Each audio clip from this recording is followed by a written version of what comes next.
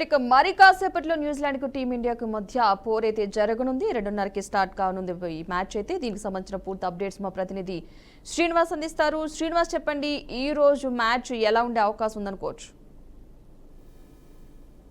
Right, ఎప్పుడెప్పుడు అని ఎదురు చూస్తున్న ప్రపంచం మొత్తం కళ్ళు కాయలు కాసేలా ఎదురు చూస్తున్న మ్యాచ్ అయితే కూడా దుబాయ్ ఇంటర్నేషనల్ స్టేడియం వేదికగా కూడా జరగనుంది. ఛాంపియన్ ట్రోఫీ ఎవరైతే ఇండియా వర్సెస్ న్యూజిలాండ్, ఈ మ్యాచ్ అయితే చూడక ఉత్కంఠ భరితంగా కూడా సాగే అవకాశం ఉంది. రెండు సింహాలు ఎదురు పడితే ఎట్లా ఉంటుందో అలాగే ఉండే మ్యాచ్ ఉంది. అయితే ప్రధానంగా భారత్ కలిసి వచ్చే అంశాలు మనం ఒక్కసారి లెక్క వేసుకుంటే కనుక పూర్తిగా ఆడిన ప్రతి మ్యాచ్ లో కూడా భారతీయ ఇన్నింగ్స్ అన్ని కూడా ఒక్క మ్యాచ్ ఓడిపోకుండా గెలిచిన పరిస్థితి. అలాగే ఆ పిచ్ కూడా మనకి అనుకూలమనే మనం చెప్పుకోవచ్చు. కొన్ని ప్రశ్నలు చూసుకుంటే కనుక కోహ్లీ పూర్తిగా కూడా పాకిస్తాన్ మ్యాచ్ మీద ఏం జరుగుతుంది అనే టైంలో సెంచరీ కొట్టి పూర్తిగా కూడా అందరినీ జోష్ నింపాడు. అదేవిధంగా సెమీస్ లో కూడా ఆస్ట్రేలియా మీద బాగానే రాణించిన పరిస్థితి. అదేవిధంగా తొలి మ్యాచ్ లో గిల్ ఒక సెంచరీ చేశాడు. పూర్తిగా చూసుకుంటే కూడా 100% స్ట్రైక్ రేటు భారత విజయానికి దోహదపడుతుందని మనం చెప్పుకోవచ్చు.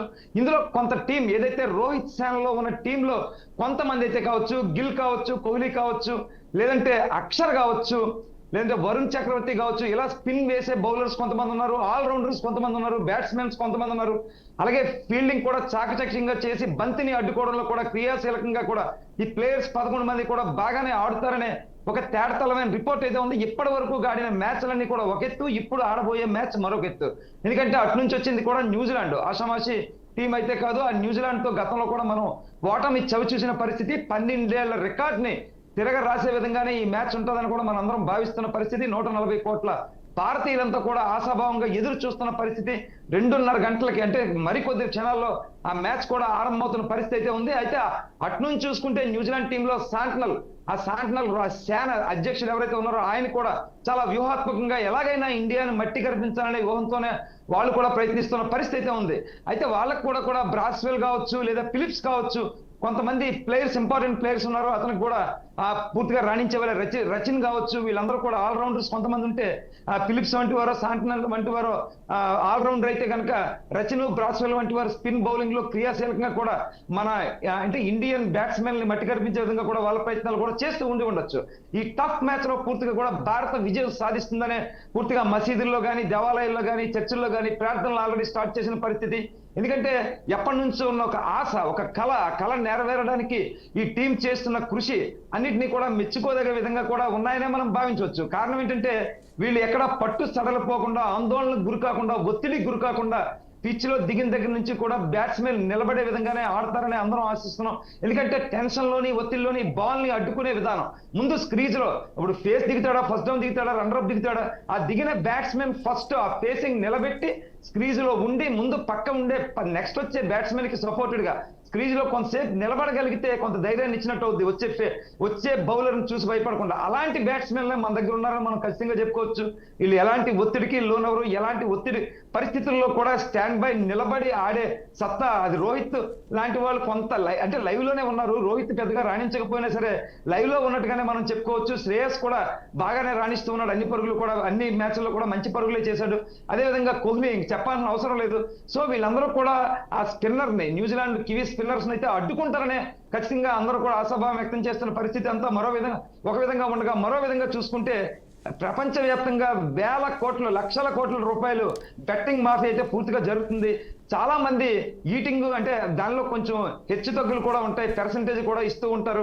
ఆ పర్సంటేజ్ ఇచ్చే విషయంలో కూడా Bharat New Zealand tug of war లో పెద్దగా కూడా వేరియేషన్ చూపించట్లేదు. సపోజ్ అదే భారత్ పాకిస్తాన్ తో ఆడితేనో, భారత ఆస్ట్రేలియాతో ఆడితేనో వీళ్ళు బెట్టింగ్ రేషియో వేరేగా ఉండేది. ఈ రోజు న్యూజిలాండ్, భారత్ కాబట్టి ఆ బెట్టింగ్ రేషియో కూడా చాలా ఇంట్రెస్టింగ్ గానే ఇస్తూ ఉన్నారు. ఇదంతా ముంబై, విశాఖపట్నం, మన భారతదేశం వ్యాప్తంగా చూసుకుంటే ముంబై వేదికగా కూడా జరుగుతుంది. ఇంటర్నేషనల్ గా యూకేలో కావచ్చు, ఇంకా ప్రధానమైన దుబాయ్ కావచ్చు, ప్రధానమైన కంట్రీస్ లో కూడా ఈ మ్యాచ్ కి సంబంధించి కోట్ల రూపాయలు అయితే చేతులు మారే పరిస్థితులే కనిపిస్తా ఉన్నాయి. ఎందుకంటే ఎన్ని చెప్పినా సరే దాన్ని ఆపలేరు. ఏ ప్రభుత్వాలు వచ్చినా అవి బీసీసీఐ కాదు, మరెవరు కాదు, దాన్ని కంట్రోల్ చేయలేని పరిస్థితి. కాబట్టి ఇలాంటి ఉత్కంఠ మ్యాచ్ కి ఎదురు చూస్తున్న క్రికెట్ అభిమానులు ఎవరైతే ఉన్నారో, అలాగే క్రికెట్ ని జోదంగా భావిస్తూ క్రికెట్ మ్యాచ్ ని బెట్టింగ్లు వాడే వాళ్ళు కూడా చాలా మంది ఉత్కంఠంగా ఎదురు చూస్తున్న పరిస్థితి.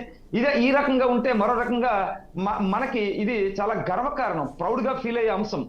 ఈ ప్రౌడ్, ఈ గొప్పతనం, ఈ భారతదేశానికి ఆ ప్రౌడ్ గర్వతనాన్ని, ఆ గర్వకారణాన్ని కప్పు తీసుకొచ్చినప్పుడు మాత్రమే మనకి అంటే అది సాకారం అవుతుంది. ఆ సాకారం అయ్యే గడియలు మరికొన్ని గంటల్లోనే దాని రిజల్ట్ కూడా తేలనుంది.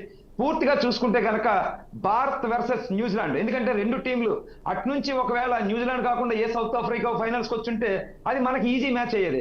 అలా కాకుండా మనం కాకుండా ఏ ఆస్ట్రేలియా పాకిస్తానో కనుక న్యూజిలాండ్కి పోటీగా ఫైనల్కి వచ్చుంటే న్యూజిలాండ్ వాళ్ళకి ఈజీ అయ్యేది. కానీ అలా కాకుండా కూడా పూర్తి టై, అంటే neck to neck, tough to tough, అటు నుంచి కానీ ఇటు నుంచి కానీ పూర్తిగా న్యూజిలాండ్ వర్సెస్ ఇండియా ఫైనల్కి వచ్చాయి కాబట్టి పూర్తి ఉత్కంఠంతోనే ఈ మ్యాచ్ కోసం అందరూ కూడా ఎదురు చూస్తున్న పరిస్థితి. ఖచ్చితంగా గతంలో చూసుకుంటే మనం కొన్ని సందర్భాల్లో, అంటే ఒకసారి శ్రీలంకతో ఆడుతూ కూడా ఫైనల్కి వచ్చినప్పుడు వర్షం కారణంగా రాజీ పడి ఇద్దరికి కూడా ఆ ఫైనల్స్ అవడం జరిగింది. అలాగే న్యూజిలాండ్ చేతిలో కొన్నిసార్లు మనం ఓడిపోవడం జరిగింది. 2000లో ఒకసారి ఓడిపోయాం, 2022, 2019 కొన్ని మ్యాచ్ల్లో కొంత ఓటమి జరిగిన మాట వాస్తవం. కానీ వాటన్నిటికీ భిన్నంగా ఈ 12 ఏళ్ల చరిత్రని రాస్తూ పూర్తి స్థాయిలో విజయం కేతనం ఎగరవేస్తూ కప్ తీసుకునే ఇండియాకు వస్తారని అందరూ ఆశాభావంగా వ్యక్తం చేస్తున్న పరిస్థితి. ఎప్పటికే క్రికెట్ అభిమానులు, భారతదేశ వ్యాప్తంగా ఉన్న అభిమానులు కావచ్చు, లేదా భారతీయులు ఇతర దేశాల్లో ఉన్న వాళ్ళు కావచ్చు, వాళ్ళంతా మెజారిటీ పీపుల్ అంతా కూడా స్టేడియం చేరుకున్న పరిస్థితి. స్టేడియంలో మన జాతీయ జెండా చూపిస్తూ ఈలలో కేరింతలు కొట్టడానికి కూడా పూర్తిగా రెడీగా ఉన్న పరిస్థితి. ఇటీవల కాలంలో జరిగిన మ్యాచ్ల్లో అయితే కూడా చిరంజీవి వంటి వారు, లేదా నారా లోకేష్ వంటి వారు, సెలబ్రిటీలు కూడా ఇక్కడ నుంచి కేసీఆర్ చిన్ని, ఏసీఏ చైర్మన్ వంటి వారు, లేదా బీసీసీఐ చైర్మన్ తో చాలా మంది తిలకించిన పరిస్థితి. దుబాయ్ వెళ్ళి క్రీడాకారులకి ఆ ప్రోత్సాహాన్ని ఇచ్చిన పరిస్థితి ఇప్పుడు కూడా అదే విధంగా కొనసాగుతూ ఉన్న పరిస్థితి ఉంది. ఏది ఏమైనప్పటికీ పూర్తి స్థాయిలో గ్రాండ్ సక్సెస్ తోనే తిరిగి వస్తారని భారతీయులంతా ఆశాభావం వ్యక్తం చేస్తున్న పరిస్థితి ఉంది.